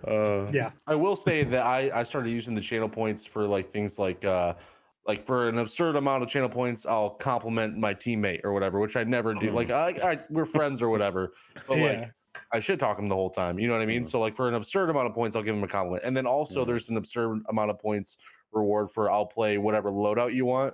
And then that way I know that it's really only going to happen at most once, maybe twice if I have like a lot of like super regulars there. You know what I mean? That way it's still some content that can get made if they want to spend those channel points, but it's not something that's going to be annoying me. You know what I mean? Because it does take so much to get to that. But yeah, really good stuff, guys. We have a few questions actually, real quick. We have 3, so we kind of got to hammer through them real quick so we can get this going by 1 o'clock. So Loba Pixel says, "What are some good ideas for sub goals?" Does anybody have any right off the top? Sub goals. Sadomi? So with sub goals, remember it's for your viewers, not for you. Or at least you want to make it seem that way. That sounds very underhanded way of saying that, but essentially you want them to be incentivized to sub. Mm-hmm. And think about that very literally. You want to have them have a reason like, ooh, yeah, okay, I'll sub. Okay, I'll spend $5. Mm-hmm. It also helps if you have instant gratification for it as well towards a larger goal. So maybe you do something for a sub, or like something happens for a sub, and then also it's added towards a total goal. Because humans like seeing the results of their labor instantly. That's why we have 3-second touch spans now due to social media. We just keep seeing faster and faster and faster. And the quicker you can give a payout, the better you can like build to that larger goal. So I don't have anything directly because that depends per channel, but that's just the general consensus you should go with it as. Okay. Anybody else got any for good sub goal ideas? I've never really had sub goals. I mean, like, I don't know. I have more follower goals, but we don't necessarily like do anything unless it's like a milestone. Like when I hit 1K, like I did a 10-hour stream, which they roped me into doing a 12, which was fun. But like, I don't know, sub goals. I feel like you probably have a better grasp on what they enjoy. I think just kind of think about those things and what kind of you could do with your content that they enjoy. That may not be super helpful. That's kind of all I have to say on. Okay, Condie. Yeah, I'm kind of similar. I've not really experimented much with sub goals before. I just, for my brand and the way I do things, if it didn't feel genuine to me to have a sub goal up on stream. Absolutely no disrespect or anything to anyone who does that. Like that's everyone does their own thing. For me, I've tried it, didn't really like the way, like it didn't have the effect that I wanted. You know, I set like, hey, if we hit this amount of subs, then we'll do this thing, and it just resulted in like members of my community gifting subs to hit that goal, which just didn't sit right with me after a while. I just thought I'm not getting any growth really. It's just people opening their wallets. So for me, I didn't want to do it. I would say if you are doing it, exactly like Sadomi says, make it something for your viewers. Give them that reason, but it should be a celebration. You know, it shouldn't be like, hey, when we hit this many subs, I'm going to buy a new car. No, like it'll be like, we hit this many subs, I'm going to do a cosplay stream, or I'm going to do a 24-hour stream, or I'm going to play a horror game, or whatever, right? Something, you know, that your viewers are going to want to see as a reward almost. So that would be my kind of push to that. And it could be anything, like you say, a special type of event stream is probably the big one, but it's going to depend on your community and what they want to see. Ask them, you know? Right. Yeah. I'm kind of in the same boat as Condieflyy. I don't really do too much for sub goals, but I do know that Jambo, who's been on the show a few times, she has a really great sub goal idea where every time you sub or gift a sub, you get to put so many points towards what the new alerts for the next month are going to be. So she does all of her own custom alerts, you know, for donations, everything. And so sometimes it'll be like this month you could either do Star Wars or Lord of the Rings, depending on which one gets more votes. And the people that the people that are in her community get to see these really funny, really creative alerts that she does every month. Like a lot of work goes into this, and it shows, and it's very, very cool. That's probably like one of the better ones that I've seen. Hopefully we were able to help you out with that one, Loba. That's still one that's like it's very channel dependent and community dependent. It just depends on what they want and what you provide already. Next question is from Hey Bushes. How do you grow a community? I can't find people to join my stream. So this one is a very it's broad among broad. Like this, like we could do a whole episode on just this question alone, and kind of to an extent we already do when we help people out with their channels. So we'll start with Condie this time. What do you got, man? Sure. I guess if we're going to be kind of wide with it, like, and to give a quick answer, if you're streaming with not very many viewers, 12 hours a day, you're kind of wasting your time. I'm sure this has been said a million times. Instead of doing 12-hour streams, maybe do 6 hours and then take that time to grow in other places. a big thing I've been trying to do recently is take little clips of my stream and put out on Instagram, Twitter, and TikTok. TikTok, you can think what you want about it, but there's millions of eyes on there. I know a guy recently who blew up on TikTok. You had one video go viral, and he's now at like 20K followers on TikTok. His Twitch channel exploded. Don't discount TikTok. And honestly, if you could just take your clips off your platform, post them everywhere, make YouTube videos that are searchable and give value. Keep streaming, but maybe just devote some of that time to other platforms. That's honestly the best way to do it. Okay. MicDub? How to grow a community. I mean, I don't know. It's hard, man. It's hard. Yeah. I mean, like, I had a lot of, like, I had people in my community before, March this year. But, once the Rona did its thing, it exploded, we have more involvement now than ever before. So, but also, I feel like I did certain things to try to incentivize people to like come back and be involved. I mean, if you don't have a Discord server, you should have one. It may feel bad at times if you don't have a lot of involvement, or if you have like 5 people in your server or 10 people. But just know things take time, right? Like, growing a community takes time. If you have a place where people can go and talk, and you can talk to them off stream, like that's really important, I think, these days. I mean, a lot of people come to Twitch. Yeah, some people come to Twitch just to watch games, right? Other people come to Twitch for community. And they're looking for that. I think you should, I don't know, also maybe spend more time in just chatting. There's so many people watching just chatting on a daily basis. They come into smaller streams, looking for people. Think be very, maybe not very, but look at what your stream title is. Is it interesting? Is it like if you're playing Apex Legends, are you saying playing Apex today? Or is it something interesting trying to draw people in? Like first gun challenge or something like that. And people will come in and be like, yo, how's the challenge go? Like, I don't know. I feel like there's a few things here and there that you could do to try to get people in. I think the biggest thing, well, maybe not the biggest thing, because, people don't even have to, be active in chat to be a part of a community. I mean, there's people that lurk in my chat all the time, but they talk more in Discord, So I think, for one, Discord is really important. Yeah. Okay. Sadomi? So I'll give you some action advice because it's my favorite thing to give. Define your values and find people with similar values. Because I'll be honest with you, don't make your stream about you, because as a broadcaster, no one will intrinsically care about you. Right. You have to have something that people can crowd around you about. For instance, build yourself a tribe. Okay, similar values. For instance, people like me, people in my community are joining me because we like to learn things. We value different perspectives, different opinions, and even if someone we think is blatantly wrong, there's a reason why I think like that, and that's why I think the people I hang around, especially like in my community, we all have that same like thought.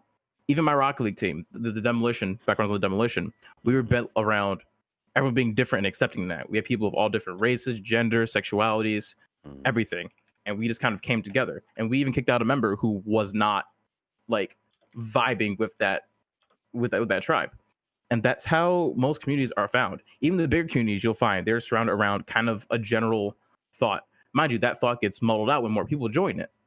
But most streamers will have some kind of ideology that you can vibe with. If not, you don't really get that connection, and that's where that connection comes from. So practice right now. Write out your values. Write out what's important to you, and then see if you can find people who also value that same thing. Okay. And I would just say, like, I would kind of piggyback off of what Sadomi was saying. Like, your content has to be enough to hold its own. You know what I mean? Like, you can bring people in with your personality, but your content still has to be there. And that being said, like it's also vice versa. Like your content can be great, but like you as a streamer, as a entertainer, need to also learn to step up your game. Like I remember, I think we were talking about this last week. Just smiling on stream can really improve someone's perception of how you're feeling, and they'll start to feel those same things. Like if you're happy, if you're having a good time, and you're upbeat, chat's probably going to resonate with that. You know what I mean? They're probably gonna start being the same. So make sure you're visibly happy and enjoying yourself on stream, because that it matters. If you're straight faced but having fun inside, chat just thinks that you're just going through the motions. You know what I mean? When it could be far from the truth. So just making sure that your content is on point and your showmanship, or however you want to say it, is also there as well. So Bushes, I hope we were able to answer your question a little bit with that. I know it's kind of a short answer. We have one more question I want to get to before we start hopping off. Max the Catfish says, similar to Loba's question, how do you make a 24-hour stream worth it? What preparations, goals, etc.? No. What the hell is no? Sorry to cut you off. No, sorry. Good. I'm vehement. Okay, listen. Go to work. Listen, go to work. Okay, go whatever job you do. I don't care what you do. Go to work. Have your boss tell you, okay, you have to stay here from 5 p.m. until 5 p.m. the next day. Mm-hmm. Yep, I've done it. It's don't do terrible. It's terrible. I've done 24-hour streams. I've done 24-hour shifts at work. It's terrible. If you want to do a 24-hour stream, okay, for charity. No, I'm headphones off. Fuck, I'm ranting. If you listen, if you're doing a 24-hour stream, tell me why are you what return on investment with your time and your energy and because a 24-hour stream is not a 24-hour commitment. A 24-hour stream is a 72-hour commitment. If you're young, maybe a 48-hour you can recover after a day. Who knows? Okay, but if you are a functioning adult and you also work and you have any responsibilities whatsoever, and you're not just sitting there just like on your stream all day, how are you going to function after having no sleep for 24 hours? You're gonna have to crash for what, another 12 to recover. Your body is not meant to stay up for 24 hours. Why do you think we get sleepy? Why do you think when 9 o'clock hits around, they're like, ooh, that bed looks hella nice? No, don't do a 24-hour stream. Listen, if you ever don't, I know that's like the thing people do on Twitch, but when have you ever listened to a Twitch streamer about health advice? We're the most unhealthy pieces of garbage on this planet, okay? So some of us are great people, but listen, we sit in chairs all day. I bet you half of the people on Twitch don't even exercise. Half of us probably can't run a mile, me included. And like we just don't do a 24-hour stream. There's none of your viewers are gonna stay around for a 24-hour stream anyways. And if they want to, how can you be entertaining for 24 hours? How can you hold someone's attention for 24 hours? I was dating a wonderful girl, and even she could hold my attention for 18. You think no? Do not. I mean, let them know. Do not do a 24-hour stream. If you really want to do a 24-hour stream, here's how you do it. Okay, you do 6 hours. You get a friend to do 6 hours, another friend to do 6 hours, and if you want to do the last 6 hours, go right ahead. Do that. Don't hurt yourself though. That is literal. It is literal. That's literal self-harm. That is self-harm. I don't know about you. If I don't get the right amount of like sleep, I get the shits. And guess what? Some people get it worse.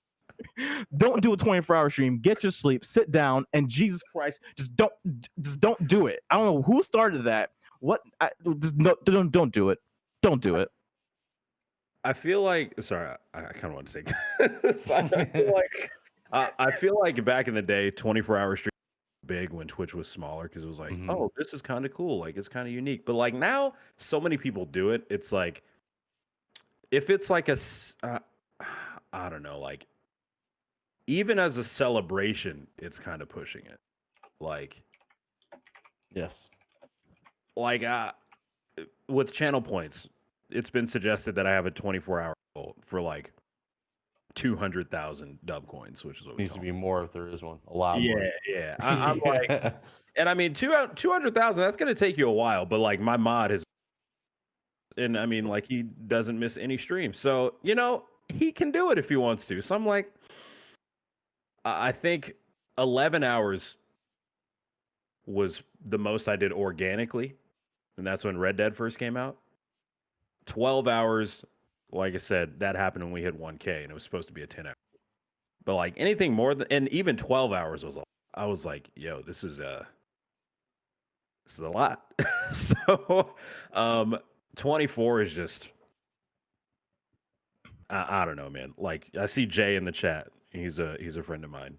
Said I did a 24 once, never again. Like, yeah, man, I'm 28. Like, I'm not old, but like, I'm sleepy all the time, bro. Like I have a bad sleep schedule. I can't pull a 24-hour because I'll sleep for like 4 hours after the stream is done. Also, like, what's the point? Like, what is the end gain for a 24-hour stream? A celebration? Just host a fucking Discord party. Just get fucking lit, students, friends. Sorry, Vince. Just get lit. Like 3 hours on stream, just like hanging out, being awesome, being communal. Then 3 hours, get on Discord and party off stream. This way, you can turn these bright lights off. Yeah, you can get in your underwear. You can be comfy, and you can really, if you really want to hang out with your community, that's much better. Because guess what? People are more. It's easier to be yourself, to be your true self when you not have to be on for the camera. Right. I don't have to worry about saying the wrong thing during a 24-hour stream. Which guess what? If you're sleepy, your brain does not work normally. It's like drinking or being high or being like under duress. Your brain does not work carefully. And guess what? If you're that kind of person, you might pull a PewDiePie. I mean, it's we've all said some dumb stuff when we were sleepy, when we were tired. We get irritable, we get low energy, and it also, if you're drinking energy drinks to keep yourself awake, that fucks up your heart rate. Yeah. And like streamers have had strokes because they drink so many energy drinks because they had to stay awake for things. People have died from 24-hour streams. There is no reason to put your body through that much stress. If you really want to do a 24-hour stream, do a 3-hour like nighttime celebration stream, then like hang out on Discord until you feel like stopping. Yeah, that's just a much better idea. Yeah, Condie. Yeah, dude. I mean, I agree. 20. I've never done 24. I think the most I've done is about 18. When new Destiny content comes out, everyone's trying to finish the raid on day one, but it's never ever went well for me. Inevitably, it ends up with me at 5 a.m, just miserable and exhausted, and then sleeping through the day and just messing up my full sleep schedule. I've always said like one day we'll attempt a 24, but like, yeah, I don't fancy it really. I like my sleep too much. Yeah, I'd done 124-hour, and the reason why I did it wasn't to get growth or subs or money or anything like that. I had recently seen, like, at the time I had seen some growth from the community and some super support from the community, and I just wanted to pay them back. So I was like, I'll do a 24-hour with you guys if you guys want to hang out. And also, I had a community, and still do have a community, where I think it would still, like, I think that having a large enough community is very important if you do want to do a 24-hour. Because if you don't have a community to be there and be entertained by you the whole time, you are not going to be able to do the 24-hour stream. Yeah. They're like, I had people there. I had people gaming with me the entire 24-hour stream. And even like the last 2 hours, I was just, I could not get a sentence together. I couldn't do anything. I was not the streamer that I wanted to be at that point. Yeah. It's really tough. It's really hard on your body. Like everybody's been saying, it's not healthy. And nothing you do is necessarily going to make it worth it. Like, you shouldn't really be expecting anything out of a 24-hour stream. You should not, because you're not going to, like, it's the same thing as trying to expect something from a charity stream or whatever. It's like you're doing something because of something that's already happened, or because you just want to provide something for someone. You shouldn't worry about what's coming at you, like what you're going to get. Are people going to like host it? Like, you shouldn't worry about any of that. 24-hour streams are not good for you, and they should not be a reward necessarily. I like the ideas that Sadomi was saying of just hanging out in Discord or whatever it is that you do, and your people will appreciate that a lot more if you're just like, let's just hang out and spend some time together. I think your subscribers or followers, whoever it is, would really appreciate just hanging out. You know what I mean? That's just quality time, and I don't know, hanging out with friends. Yeah. I know we're wrapping up, but I'll add one more thing to it. So what I did was something called Sadomi Day. It was my 3-year Twitch anniversary that delayed 3 months because of like COVID. And what I did, like I said, I had a 3-hour stream. We hang out, we open presents. I did a game show. I hosted Jeopardy about myself, because I'm very conceited. I love myself. And afterwards, we hung out on Discord. And I would much rather do that anytime to celebrate anything than any 24-hour stream, because they got to see the real me. They got to see me off camera, because a lot of people don't get to see that. I get to just be like myself. I don't have to like be censored, or I don't have to be careful what I say, or I don't have to be like nice to certain people in chat just because you don't want to look like an asshole out, you know what I'm talking about. True. And it's just, who is a 24-hour stream rewarding? Because it's going to make your body feel like crap the next day and the night before if you don't prepare properly. And then it's just not it doesn't feel good. No one feels good doing it. And if you do, you're on some kind of like speed drug, and geez, if it doesn't have any crash, let me know what it is. Yeah, right. All right. Real quick. Yeah. The only way, and yeah, it's unhealthy. If it's an organic 24-hour stream, like if you're just like vibing and you're just like, oh, well shit, I stayed up for 24 hours. Like, I mean, that's different, but like, I don't know any normal person that does that. Like, No. No. I mean, again, that Red Dead stream was my longest until I told Chad I would do it 10. And that was because I was like, sweet, Red Dead's out. I'm playing for 11 hours. Like, oh, I've been on for 11 hours. So, I mean, but that's really the only way I can see it. But yeah, well said. All right.